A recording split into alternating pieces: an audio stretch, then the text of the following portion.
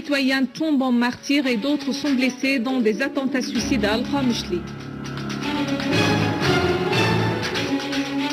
Marche populaire dans les localités de Jdeïd et Tiabous et Kferiabous en appréciation de la fermeté de l'armée.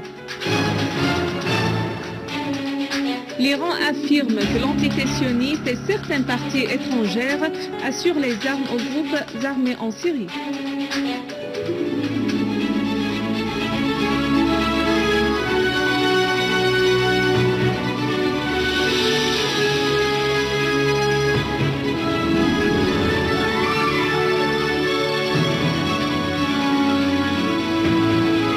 Mesdames et messieurs, bon après-midi et merci d'être avec nous. 2 citoyens sont tombés en martyrs alors que 6 autres ont été blessés dans une attaque terroriste à un obus de mortier contre la zone de Zablatani à Damas. Une source au commandement de la police a indiqué que cet obus s'était abattu sur le souk d'Al-Hal à Zablatani et avait aussi causé des dégâts matériels. Nouvelle attaque terroriste contre les citoyens. Aujourd'hui, 3 suicidaires se sont fait exploser dans l'hôtel de Hadaya, situé dans la rue d'Al-Wihda, dans la ville d'Al-Khamishli. Dans un bilan préliminaire, 5 citoyens, dont 3 femmes, sont tombés en martyrs et plusieurs autres ont été blessés dans ces attaques terroristes.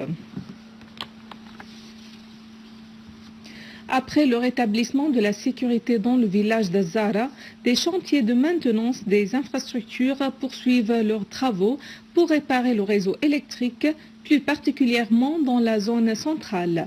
Les travaux de maintenance seront accomplis dans 48 heures et la remise en service des gazoducs via les centrales thermiques mènera à la réduction des heures de délestage en matière de l'électricité.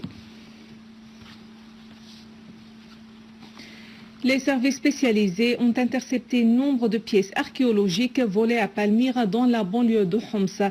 Remontant à plus de 2000 ans, les pièces ont été illicitement extraites par les groupes terroristes puis cachées dans une maison, a indiqué une source au gouvernorat de Homs, précisant que les pièces présentent des scènes d'obsèques familiales remontant au 1er et 2e siècle. Il s'agit aussi de pièces avec des ornements et quelques parties de colonnes sous forme spirale.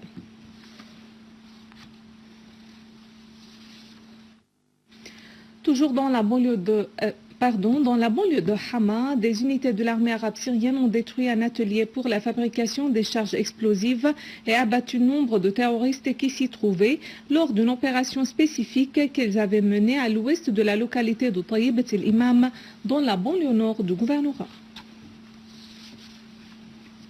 Dans la ville d'Alep, des unités de l'armée arabe syrienne ont avorté une tentative d'un groupe terroriste de s'infiltrer à la place d'Al-Hatab, liquidant nombre de ses éléments et blessant d'autres.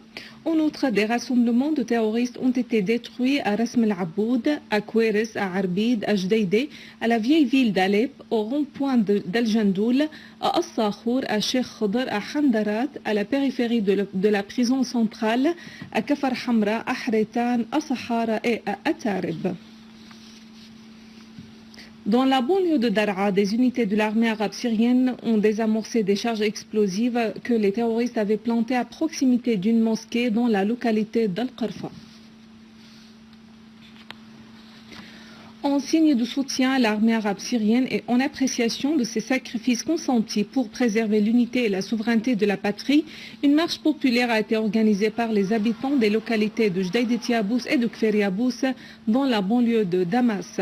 Cependant, les participants à la marche ont été visés par des tirs des terroristes armés depuis les montagnes qui s'étendent vers le Liban.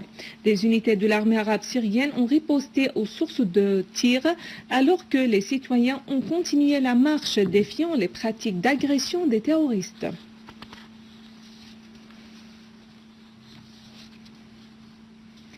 Dans le cadre du plan de réponse humanitaire signé entre le ministère des Affaires étrangères et des expatriés et l'ONU, un accord a été signé sur la réhabilitation des infrastructures, notamment les réseaux des eaux et des eaux usées.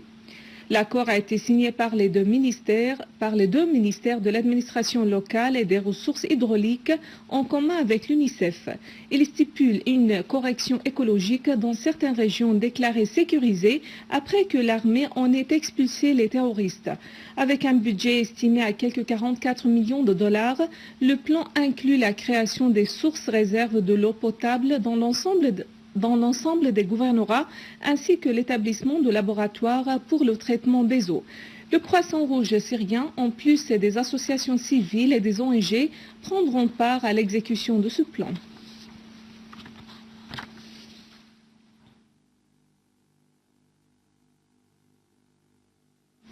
L'Iran a affirmé que l'entité sioniste et certaines parties extérieures envoient des armes au groupe terroriste takfiriste en Syrie.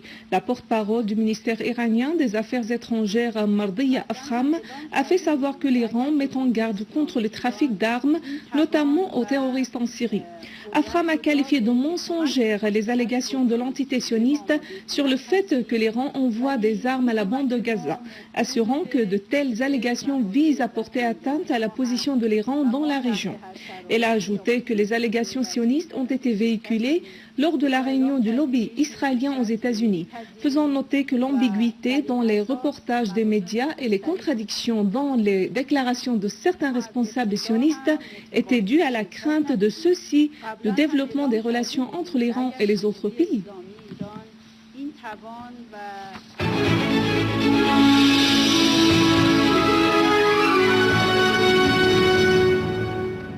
En Irak, 5 terroristes, dont de kamikazes qui planifiaient d'attaquer des cibles gouvernementales à Kirkouk et de former une cellule affiliée au réseau terroriste d'Al-Qaïda, ont été tués.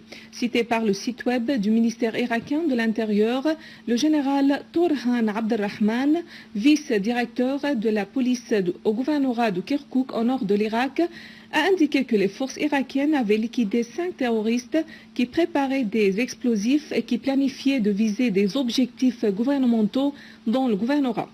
Toujours sur le terrain, la police irakienne a désamorcé à Bagdad une charge explosive plantée dans une voiture d'un citoyen dans le quartier d'Al-Fourat. À Ninive, au nord de l'Irak, les forces de sécurité ont désamorcé une voiture piégée sur la route publique dans le quartier d'As-Siddiq. Dans le cadre des développements politiques en Ukraine, le Parlement de la République autonome de Crimée a déclaré son indépendance de l'Ukraine en tant que premier pas vers l'adhésion à la Russie.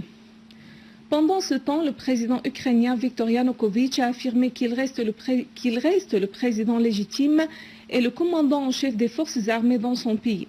Dans une allocution qu'il a prononcée depuis la ville de Rostov au sud de la Russie, Yanukovych a fait savoir qu'il n'avait pas renoncé à ses prérogatives et qu'il n'était pas destitué de son poste, conformément à la constitution de son pays, évoquant ainsi le groupe qui avait fait un coup d'État pour s'emparer du pouvoir par force et lui imputant la responsabilité de la détérioration de la situation sécuritaire et sociale en Ukraine.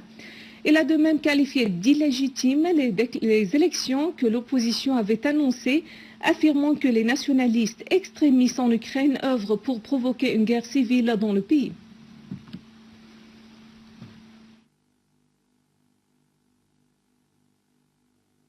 Mesdames et messieurs, c'est la fin de notre édition.